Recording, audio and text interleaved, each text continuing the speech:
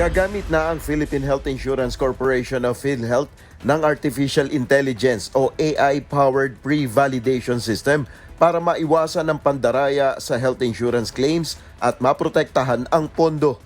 Ayon kay Dr. Edwin Mercado, President at CEO ng PhilHealth, i-check electronically ang isinumiting claims kung tugma ang laboratory test ng pasyente sa medical diagnosis.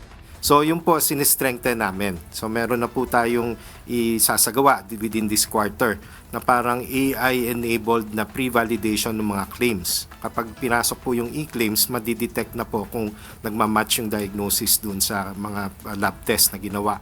Ang hakbang na ito ng PhilHealth ay kasunod na rin ng inilabas na pag-aaral ng Philippine Institute for Development Studies o PIDS na dapat higpitan ng state health insurer ang kanilang fraud control measures.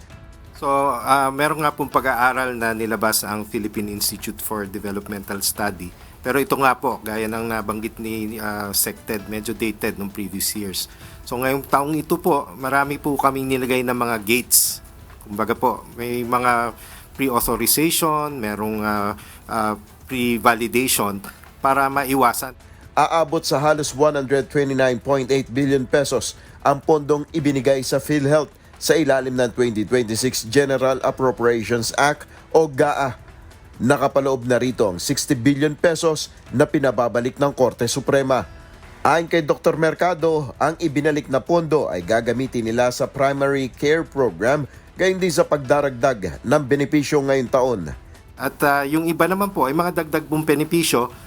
Siguro po ang bibigay na po natin yung pagkakataon na ang ating Pangulo po. Marami pa pong lalabas ng mga bagong benepisyo ngayon pong first quarter. Hayaan na po natin ang ating Pangulo mag-announce. Nel Maribuhok, UNTV News and Rescue. Diyos ang aming sandigan, serbisyo publiko ang aming pinahalagahan.